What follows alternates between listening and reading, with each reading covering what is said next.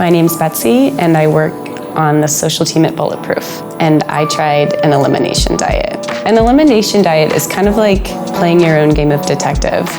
You're kind of set with these certain symptoms or maybe foods that trigger you or not, and you kind of have to just figure that out on your own. There are some pretty typical food groups that people eliminate on elimination diets. A lot of people start with gluten, sugar, different kinds of proteins. Dairy is a big one. But basically, you're just trying to figure out what works with your body and what doesn't. What triggers certain symptoms, what makes you feel maybe not so great, or what gives you energy. And eliminating certain foods one at a time, or certain food groups one at a time, really does allow you to understand, hey, I had bread yesterday and I'm not feeling great today. Or, hey, I had that fruit smoothie and I have to go to the bathroom now. So I started with sugar and refined carbs. Basically gluten, grains, anything with yummy sugar in it, I gave up. And it was really hard. The first couple days I gave up sugar, I was hangry. All I wanted was donuts, pastries, muffins, basically stuff I would give myself every day when I wanted it. I wanted it 10 times worse at that point. I would say a week and a half to 2 weeks into eliminating those foods, my cravings were a lot less. I still wanted them, and I think I'll always want a donut, but I was disliking the way it made me feel enough to give it up for a while. About a month after giving up sugar and refined carbs, I was feeling a lot better. I didn't feel grumpy or cranky in the mornings. I wasn't really craving those sweets in the mornings, and I just had a lot of relief from the stomach issues that had been going on. I definitely think sugar and gluten are power foods in the fact that they're really dominant. They're really present. When you eat them, they're there and they show up in really big ways.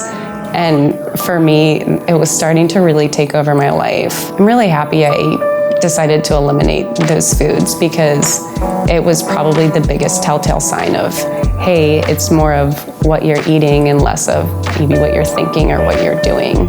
What you're putting in your body really matters. So after giving up sugar and refined carbs, I moved on to alcohol, which was kind of difficult to give up, but I'm not really missing it anymore. I haven't had alcohol in about a month and a half, and then maybe a week and a half, 2 weeks into it, I was actually sleeping better and longer, and I was going to the bathroom a lot more regularly and really just kind of felt better. My stomach didn't hurt anymore. There was a lot of things I was uncovering that I didn't even realize needed to be uncovered or that were not normal. So I'll definitely continue without alcohol. I do see myself maybe having a beer or a glass of wine to celebrate something in the near future, but it's definitely not anything that I feel like I even want anymore, which is kind of a freeing feeling itself. So after giving up alcohol, I tried giving up caffeine, which is hard when you work at Bulletproof. But I haven't had caffeine for about 3 weeks now. I don't know if eliminating coffee has made me feel any better. I love every day waking up and having my Bulletproof coffee, but for the past month or so, it's been really nice not to have to do that. I wake up and have water or some tea. I am open to reintroducing coffee and caffeine back into my diet. I have definitely relapsed a couple times. I still want a muffin or a croissant or a cookie, and I give it to myself every once in a while. It doesn't feel great when I do, but it is a good reminder of why I'm doing it. To kind of get away from my cravings, I drank so much water. It's kind of that old diet tip of when you're hungry, drink water. When you're having a craving, drink water. When you want to eat, drink water. And it does kind of help, at least to the point of it was filling me up and I just stopped thinking about wanting something. I guess at this point, I'm just kind of looking to feel normal again. I haven't really felt myself in the past 6 months. I think through eliminating a lot of things in my diet, I've found potential root causes to symptoms, but I don't know if I've found really the answer what I'm looking for. I'll pretty much give up anything at this point except oxygen and water. But no, I'm really just kind of looking forward to the next thing. I feel really good about what's happened so far, and I feel good. If nothing else, it's a really cool test of willpower. And I'm one of those people that when I do something maybe I don't think that I can do, I get this like surge of happy from it. And I think surges of happy are definitely good for the gut and definitely good for the brain and good for everything else. So if nothing else, the process of an elimination diet has helped me immensely in my mood and just understanding that I'm a really strong woman and I can do something if I want to, if I set my mind to it, or if my body tells me enough to stop doing something, I can stop doing it.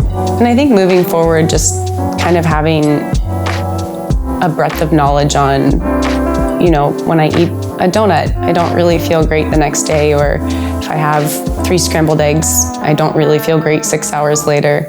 So just kind of knowing more about me and what I can do myself, and maybe not have to depend on a doctor or someone to tell me, you know, take this and you'll feel better. I would absolutely recommend an elimination diet. I think it's just wonderful to understand how certain things make you feel, because person to person, it's completely different. I get angry when I see someone eating a cheeseburger and downing a beer and just carrying on with their life after that. But that was me once, and it's not me anymore, and that's okay. But I think going through an elimination diet is just so important, just to understand yourself, to have that information day to day and to carry that with you and be able to make decisions every day to make yourself feel better. Yeah, it's really cool understanding your own trigger foods, and they do change a lot. I was definitely that person that could eat anything in high school and just carry on with my day and go to practice and run and never feel bad. And I was eating a very heavy Midwest diet of pretty much everything, anything, boxed, canned. But at this point, my body's telling me it doesn't like that anymore. And that's okay. And I honestly feel better for it. It is really interesting figuring out which foods fuel you and which foods fool you, which I didn't understand was a thing until very recently. I just want to tell all my friends about it. I want everyone to try it just because it's shown me so much. I also am the kind of person that thinks I know everything, and until something smacks me in the face and it's like, nope, that's not the way it goes anymore. I just want, I don't know, I want other people to feel the relief that I've felt after just better understanding what has worked for my body and what hasn't.